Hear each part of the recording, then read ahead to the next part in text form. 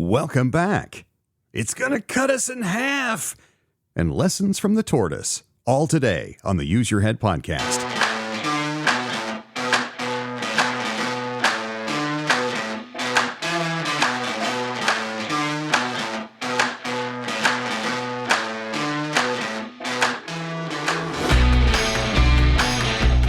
Howdy ho, this is John McClain welcoming you to this week's edition of the Use Your Head podcast. Hope you've had a good one. I have had a pretty decent week. A week of using my head, of reading the news of the day. And that word reading is important because when I read something, then it's easier for me to take that information, process it in my own brain, instead of the brain of some talking head somewhere. And sometimes those talking heads are elected. And use my head. I hope you do too, because you can. All right, I don't care what kind of, education you may or may not have. There are a lot of people that like to wander around thinking they're superior because, they can think better because they have all this education you may not have. Look, if you're a living, breathing human, you have a story to tell. You've been through a lot of stuff that's taught you how to look at your world. And of course, it's all based on your worldview, but make it your own, whatever that is. Don't let somebody spoon feed you what to think. That is part and parcel to what we talk about here on the Use Your Head podcast. We are very interested in taking stories of the day and then using our own heads to analyze and determine what we think about it.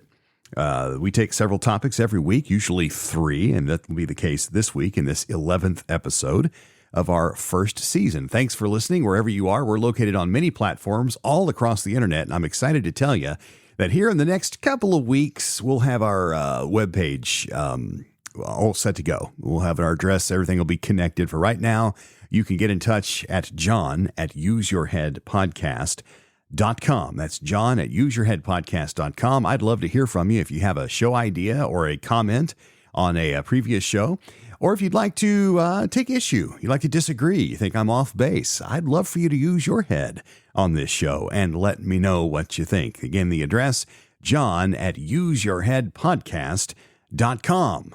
Off we go to topic number 1.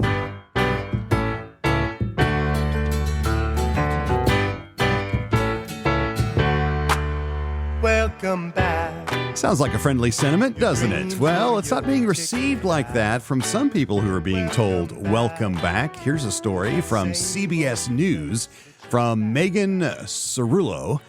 These major employers are making workers return to the office. Yeah. Here we go. And guess who the major employer is? You may have heard this story, by the way. It's from last week. But as I've been thinking about this, it becomes more and more major. Here's what the story says. Amazon sent shockwaves through its ranks and corporate America. We'll come back to that. Monday, when CEO Andrew Jassy told workers they will be expected to report to the office 5 days a week, starting in January. The decision represents one of the most stringent return-to-office policies from a major corporation since the pandemic, when offices were suddenly shuttered and many employees shifted to remote work. The good old working from home. Amazon's move is also unusual for a business in the tech industry, which has largely embraced remote and hybrid work arrangements. Let's pause right there. That's an interesting point because Amazon, in many ways, leads the way in retail. I mean, they're the king, not kind of the king. They are the king. And what they do, everybody's going, have you heard what Amazon's doing? Maybe we should do that because they're the biggest and they probably, we should, piggyback off of what they're doing. Amazon's an online, from a consumer standpoint, there's no Amazon store. Now, the warehouses employ actual people, and those people obviously can't work from home. But a lot of the people that have been working from home on the tech side of Amazon, which is significant, are being told to go back. Story continues. Under the company's current mandate, Amazon workers have been reporting to their physical offices 3 days a week, although that will expire by the beginning of next year. While advocates of in-office work argue that showing up in person helps foster collaboration and feelings of connectedness, skeptics say Amazon could be imposing the mandate to reduce headcount, as some employees may search for more flexible jobs and depart without having to lay off workers. All right, let's use our heads here. This makes a little bit of sense, although, look, there's layoffs in the news every day. sometimes from major companies. I mean, I saw a story, Xerox is laying off a bunch of people. There's a lot of people getting laid off. It's sad, and these people will land somewhere else. And of course, we all know that AI is laying people off. Stay tuned for more on that. Yeah, but laying people off leaves a bad taste in people's mouth. And, in this age of social media, laying people off is not a nice thing to do, albeit sometimes necessary from a business standpoint. And so if we can just run them off and have them quit and thereby not get a severance. See, that's the thing they don't mention in the story is if you quit voluntarily, you don't get a package. If you get laid off, in most cases, you get at least something. Story goes on. For his part, CEO Jassy said the move is designed to improve company culture, but Amazon workers are reportedly grousing on internal forums about the move. Amazon isn't alone in reining in remote work. Here are a few of the major employers that have summoned workers back to the office. Includes Disney, JP Morgan, Starbucks, X, Zoom. Now, look, these are, not Starbucks necessarily, but X and Zoom, online tech companies. This is interesting. What I will say, look, people get spoiled, right? And, the pandemic, that's another topic we can talk about, what that was really about, But what it did do was it did force a lot of companies to ramp up their telecommuting abilities. And in this day and age of information and fast devices and all this broadband is everywhere, working from home is pretty easy to do. Now, I'll take my wife, for example. My wife works a hybrid schedule, and in fact, she goes in 3 days a week, works 2 days from her home office. It's a very nice arrangement. I think she enjoys that quite a bit, and there's some flexibility built into that. But the work that my wife does, her work involves things that have security. And so she can't just log in to any Wi-Fi and do her work. She has to use a VPN, and that creates layers of slowness and headache and different things, whereas often working from home can be a pain if it doesn't work completely well. Logging in is a multi-step process and all of that. The point is, people get spoiled. And I will say this, and I've thought about this for a long time, since really very close to the, quote, end of the pandemic, whatever that means. All this isolation has caused us more harm than good. I don't think that's arguable anymore. I think a lot of the reasons that we have difficulty getting along in society, you see videos all the time from fast food restaurants, airplane cabins, where people just have such a short fuse, they just blow up and start beating up each other. It's literally like watching a wrestling match on TV. In many cases, I think isolation has caused our culture, our society to forget that we're trying to have a society here. And, this isolation has caused us to forget about that and to lose patience and to lose things like, courtesy, to offer, why don't you go first? Please, no, you. Now it's people elbowing their way through lines, cutting each other off in traffic. Like, all I know is when we don't get together, okay, we lose our ability to be together, to work and play well with others. That's kind of one part of it. The other part of it is this: where Amazon goes, other people follow. So if you are working for a medium to large corporation, whether you're in retail, tech, maybe both, whatever you do, you might want to start going shopping for some khakis and some more work clothes, because the working in your PJs half the week might be coming to an end, because Amazon typically kind of sets the standard on what people do. But this is an interesting article. And I am surprised, by the way. I'm surprised. Amazon tends to be somewhat progressive in their policies, and the fact that they're wanting people back could be that they're trying to run people off. I just don't know if that would be necessary for Amazon. Look, if something comes out in the news, Amazon lays off parts of their workforce, is that going to hurt their sales?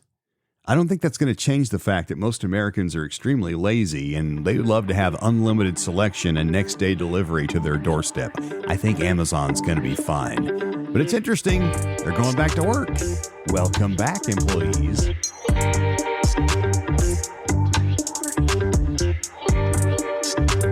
This, the Use Your Your Head podcast is heard all over the world on your favorite platform. May I impose upon you to leave a review, if you please, and join us in the conversation by emailing John at useyourheadpodcast.com. Topic number 2, it's going to cut us in half.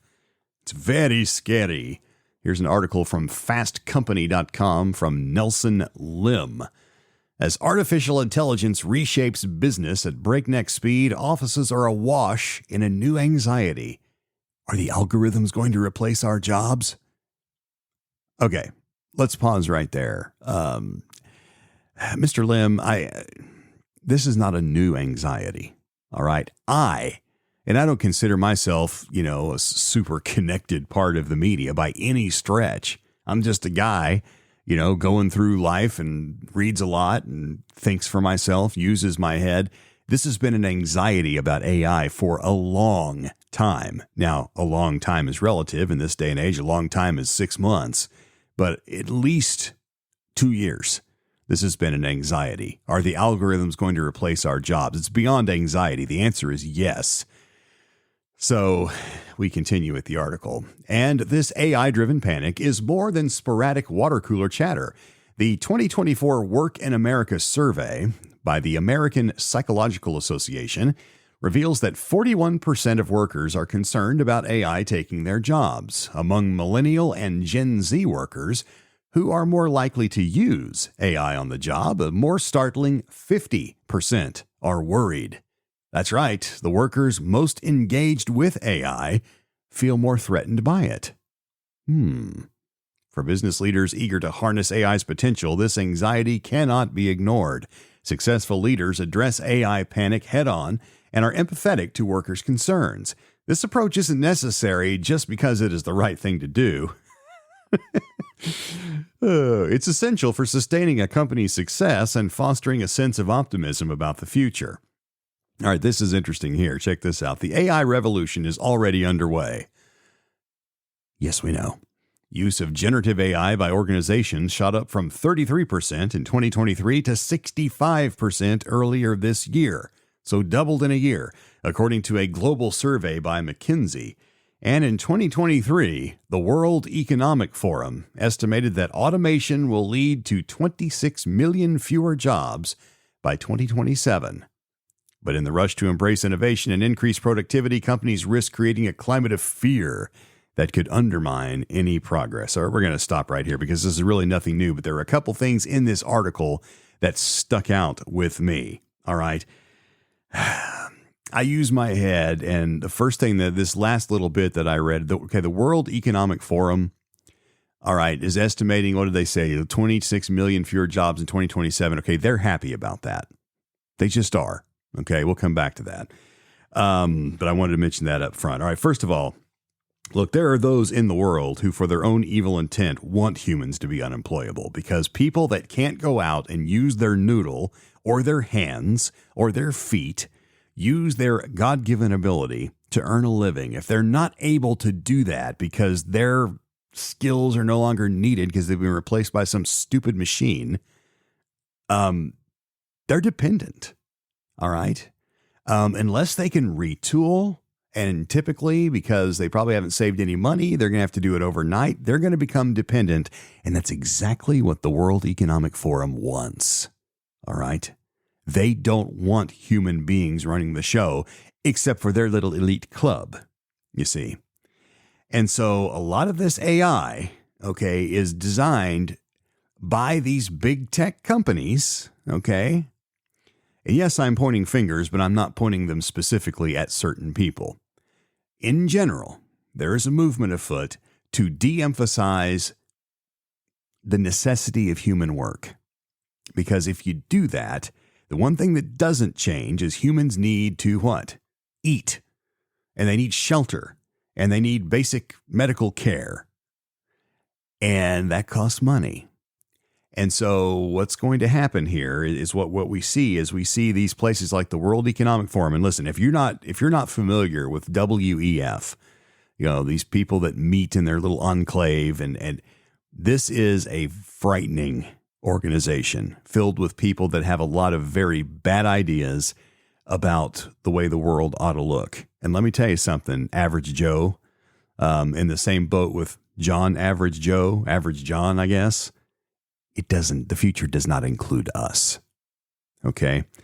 If you're not familiar with the World Economic Forum, you need to get that way. These people need to be watched very carefully and resisted, because while they are sitting there doing these studies, they're not saying, the World Economic Forum is not sitting around harumphing and saying, oh, AI automation is going to lead to 26 million fewer jobs by 2027. It's more like this. It's going to lead to 26 million fewer jobs in just a few years. That's what they want.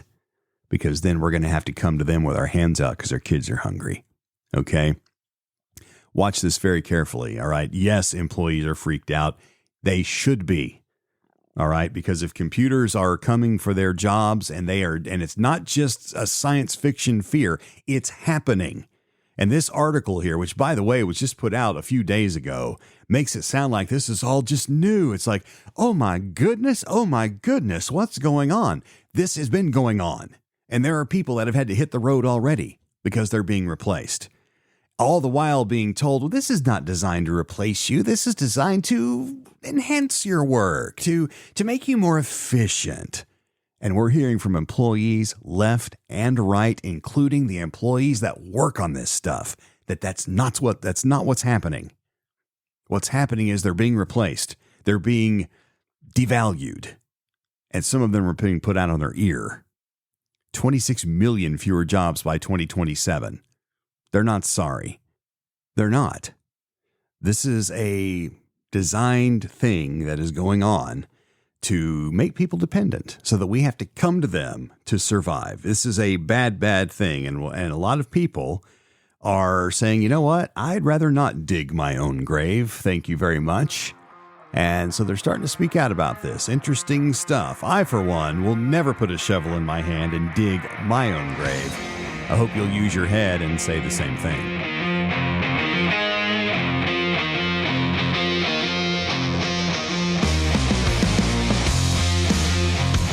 Topic number 3 on this week's Use Your Head podcast, lessons from the tortoise. Yeah, can a tortoise teach us things about life today? Well, yes, according to WTOP News and Gigi Barnett, who's written a really neat story here that I wanted to share with you because, yes, we can learn from the tortoise.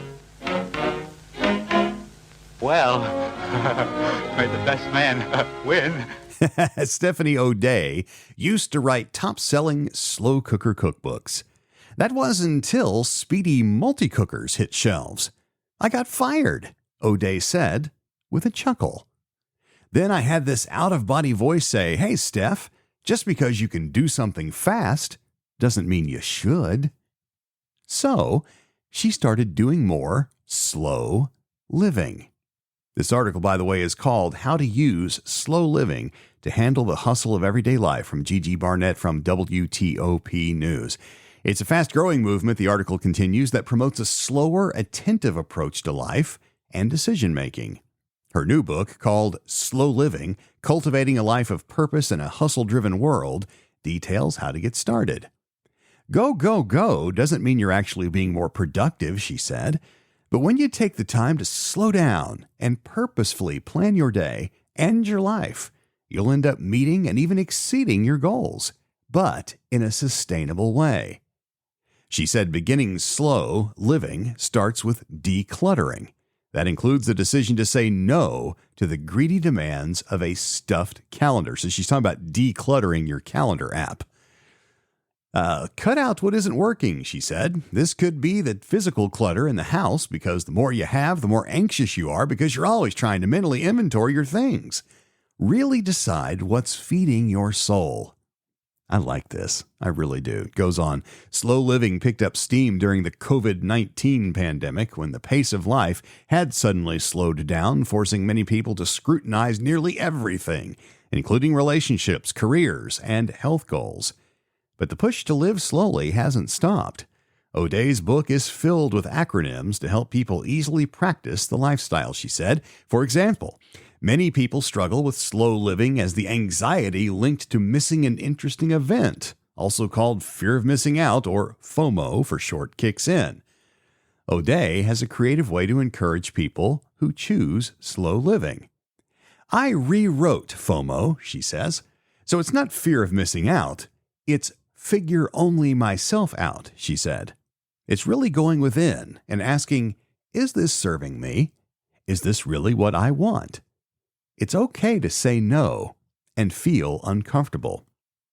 But slow living isn't living slow every day. The lifestyle can help with some time management strategies when life moves at a faster clip, she says.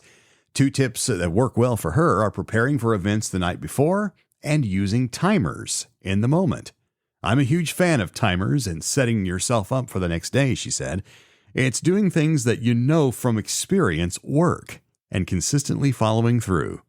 It equals success. So that's Gigi Barnett writing for WTOP. And this is Stephanie O'Day, by the way. O'Day is O''DEA. And again, if you want to check this out, her book is called Slow Living, Cultivating a Life of Purpose in a Hustle-Driven World. I got to thinking about this. This appeals to me. And I think I've talked before, maybe it was on this show or the last one. I can't remember.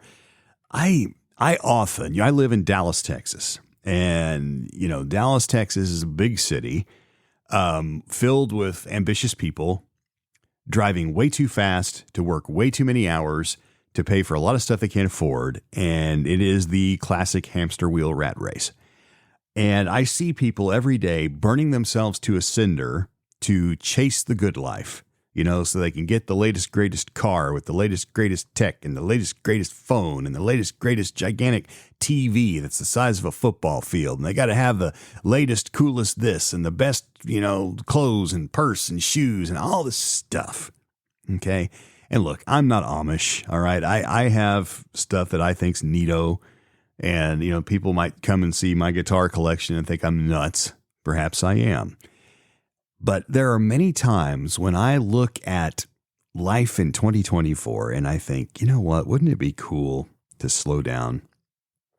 A number of years ago, my wife and I went on a trip to a place I'd never been. And she had a customer up there and she was going to go up there for a while. And she said, hey, you know what? Why don't I get you a ticket? You can come. I think you'll like it here. The place, Fairbanks, Alaska. Way up in the interior, Fairbanks, Alaska.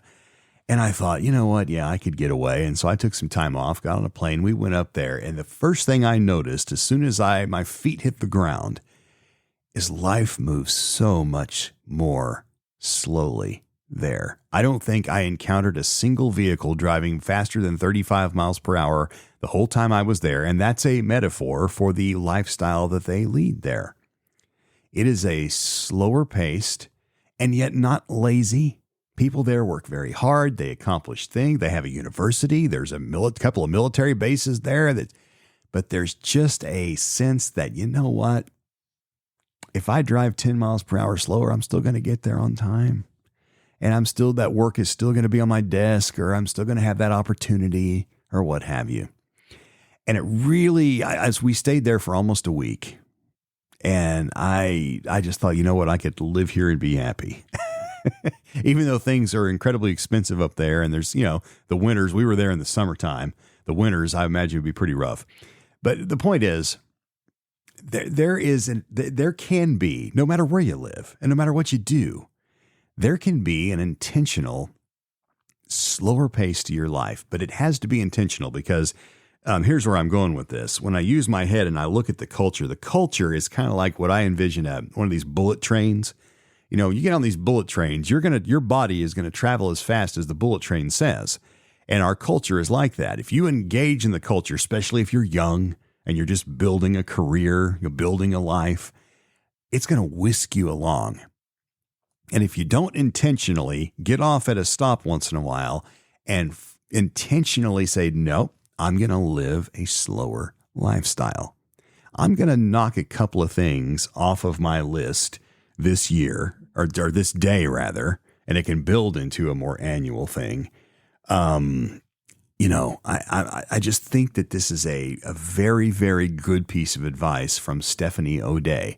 And it all came with her getting canned. She was writing top-selling slow cooker cookbooks. Is the great irony of this. And then multi-cookers. I guess these air fryer things that, you push a button that has a picture of pork chops and these kinds of things, because you don't have to think as much. And she got fired. And she just decided, you know what, just because you can do something fast doesn't mean you should. And now she's got this whole new career helping people slow down.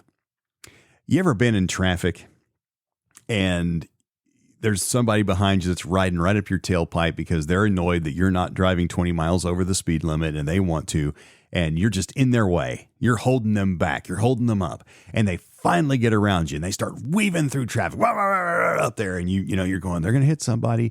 And then all of a sudden you pull up to the next traffic light and you pull up right next to this person. They went through all that and they're still waiting at the same light that you are. So much of this hustle and hair on fire lifestyle is a waste of time, and it has terrible effects on your psyche, on your level of happiness and contentment, and yes, on your physical health. It ramps up the stress. All right. And so I celebrate those who engage in this slow living. Now, don't misunderstand. All right. This is not suggesting laziness. This is not suggesting some sort of complacency where we don't try to work hard to better ourselves. I'm not a fan of, I'm fine just, making whatever I mean. I don't ever want to get any better. This is my lot in life and I'm not going to work hard. I don't think that's a good thing. I think as humans, we need to grow. We need to work hard. We need to try to expand ourselves, build our income, build our wealth. But it doesn't have to be at a white hot comet speed. It's like the tortoise. That tortoise won that race in the end through slow and thoughtful and steady plodding along with the occasional innovation, the occasional risk taking, but not just flying headlong through space like some wild, out of control comet, crashing into this and that and burning yourself out to the point where you go nuts. I like this idea of slow living. What do you think? Let me know what you think at my email address, john@useyourheadpodcast.com. See, I'm trying to talk slower even right now to try to learn a little something from the tortoise. Slow living. Good stuff. Let me know what you think. John@useyourheadpodcast.com. That's it for this week. I got some stuff I got to go do really fast. No, I'm going to try to slow down. Hope you do too. And most of all, I hope whatever you encounter, whatever you read or hear, whatever you're doing, stop for a minute and use your head and think for yourself. See you next time. Bye-bye.